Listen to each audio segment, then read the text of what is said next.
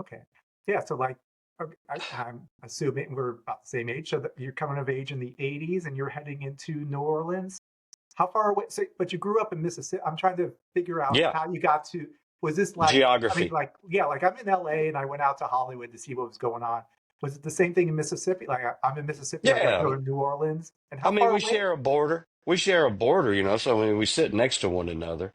And so we share a kinship, Mississippi and the state of Louisiana itself. There's a lot of crossover in a lot of ways between cuisine and music and other things.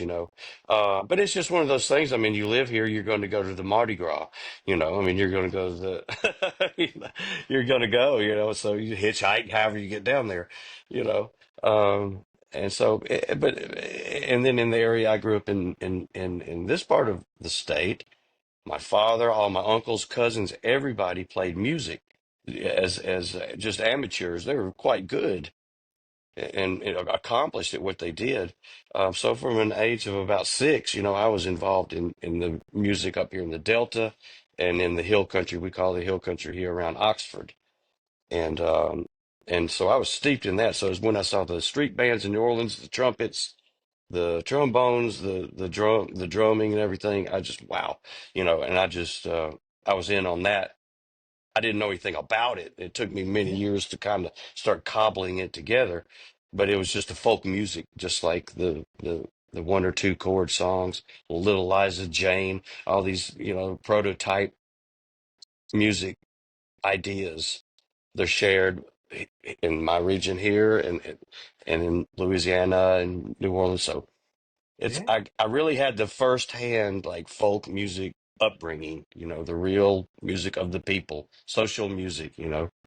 And this wasn't like your parents It said, this is our music. You're going to learn like you no, weren't go- no. you weren't going to be like the rebel and like this is my parents' music. This is my grandparents' music. I don't care about it, but clearly it was something that you're like this. I need to know more about this.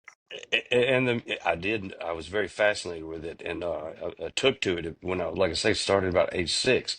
But also in the area, you have to understand, where I grew up, we're of the same age, but where I grew up here in rural Mississippi, I mean, it was so far behind the times in the 80s. I mean, it could have been the 1950s as far as what the lifestyle was that I was raised in here. It really was unchanged, and just very isolated. We didn't have cable TV.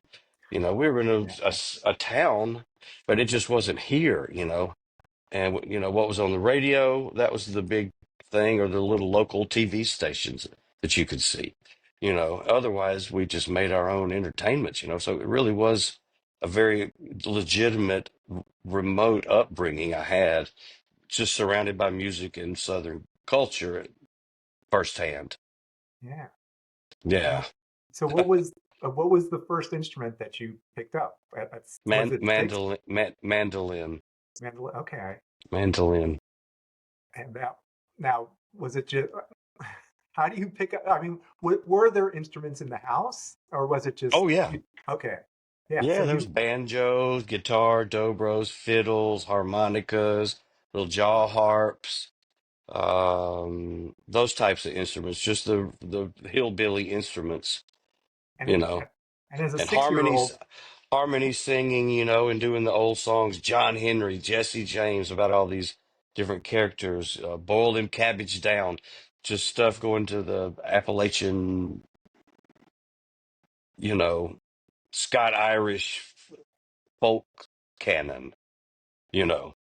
So I probably knew 300 or 400 songs by the time I was 8 or 10 years old, like, all the lyrics and, about all these train robberies and, murder ballads and gospel stuff.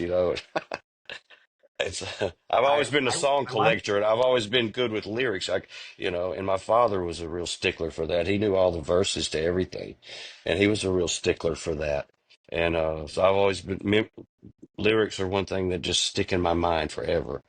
So, I probably know the complete lyrics to 1,000 songs or more.